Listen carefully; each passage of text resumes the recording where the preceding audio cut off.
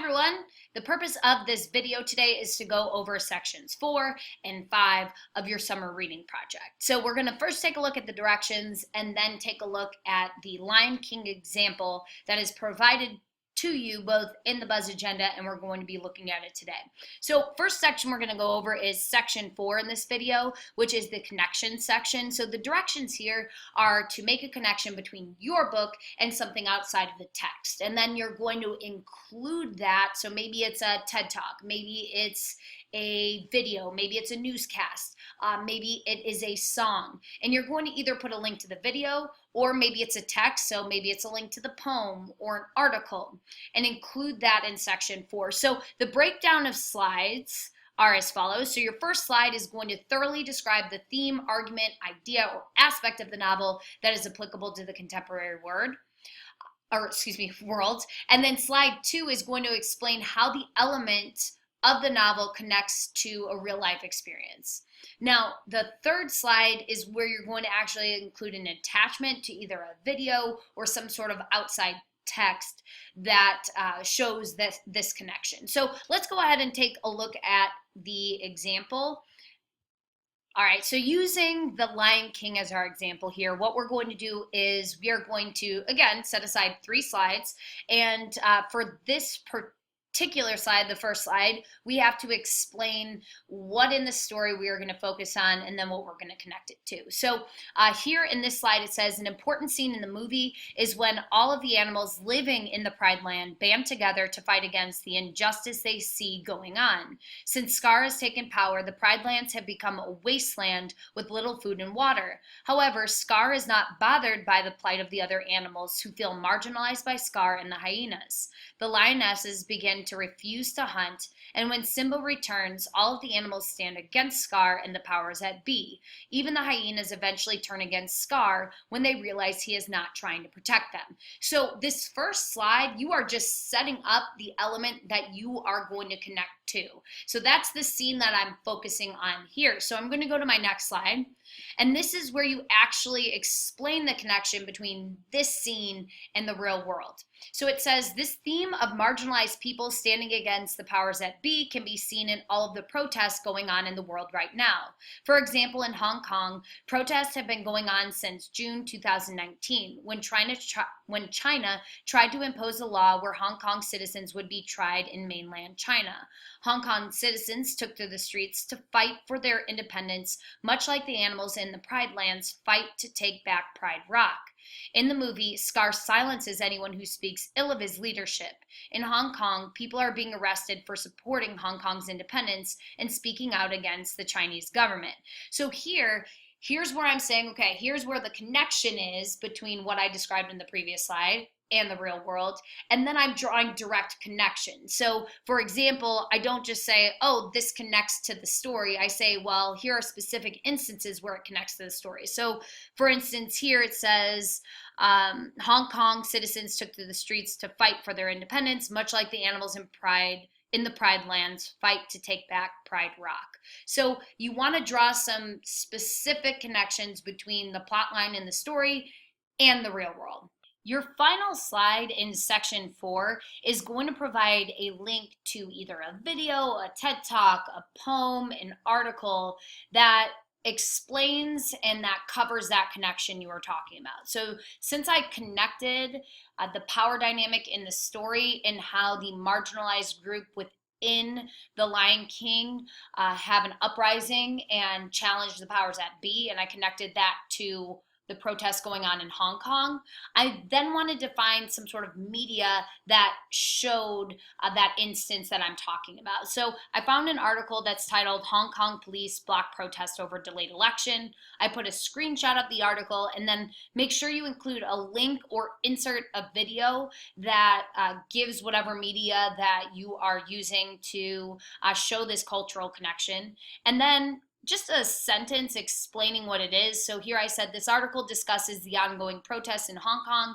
It conveys the lengths people will go to fight for their rights. Now, I probably could have also found a newscast, so I could have looked for a video, but I decided to go with this article because I read it and I thought it was interesting. So those are the 3 slides. You have the first slide where you just say the part in the story you're focusing on. You have the second slide for the real world connection where you actually draw the connection to whatever piece you're drawing the connection to in the real world. And then you have that third slide where you're then providing a link to either a video, an article, or some sort of media outside of the text itself. Now, some people have asked with this section if, since they maybe were reading a nonfiction, if they could include a video where the author themselves are talking. I said no to that because you want to find something outside of the text itself, outside of what the author himself or herself has said. So you want to find something outside of the specific text itself to focus on. For section 5, you are also going to have 3 slides, and for the purpose of the video here, I'm going to focus on the fictional directions. Now, say you read a nonfiction text and it was a memoir and it followed one character and there was a definite main character of the story, maybe it was the person telling the story, then in this case you can still use the direction for the fictional text. However, if you read a nonfiction text that was more so making an argument in the book or trying to get a specific point across, your directions are going to be slightly different. Make sure you reach out to your teacher to figure out how you are supposed to do this section. So for this video, I'm just going to focus on the fictional directions. Again, if you read a memoir or a true story that focused on one specific person, you will most likely be able to follow the directions that are labeled fiction. So here are the directions.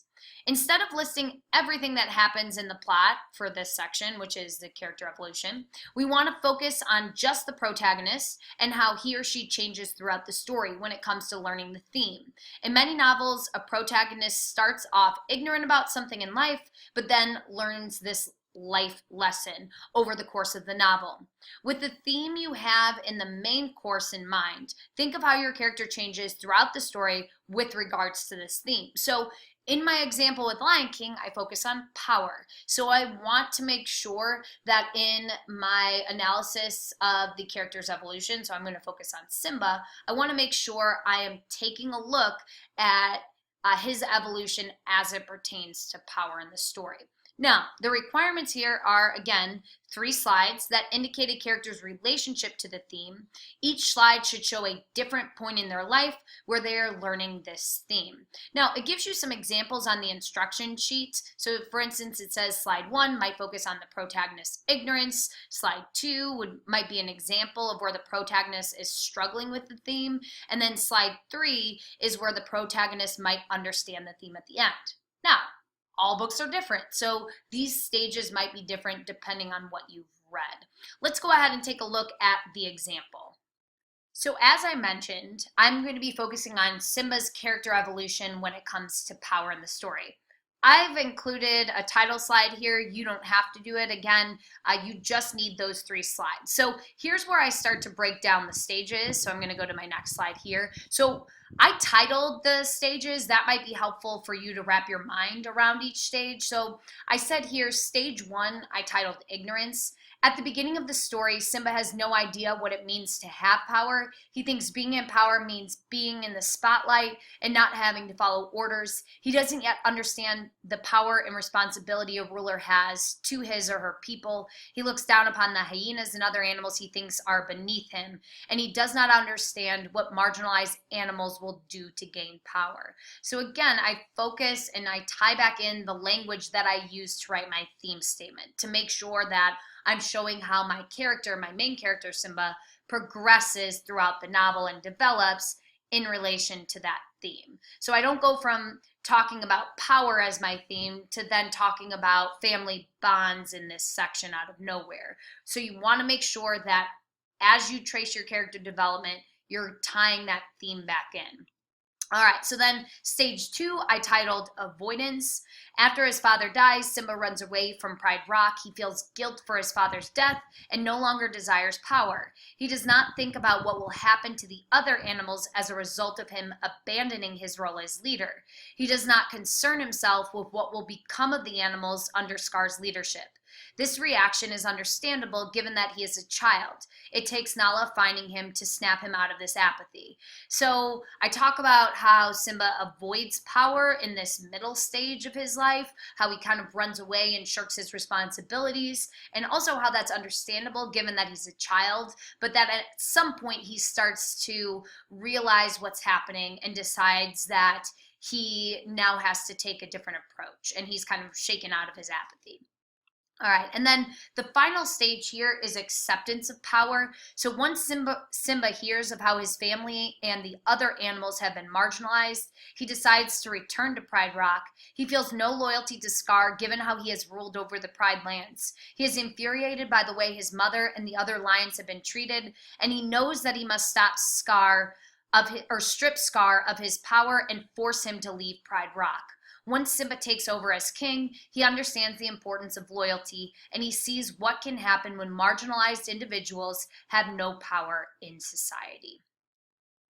All right, so those are the 3 stages and steps for section number 5. So what we're trying to do here again is you just want to make sure you mark the 3 stages that the character goes through in terms of the theme that you have selected. All right. Those are sections 4 and 5. Make sure you're reaching out to your teacher if you have any questions. See ya.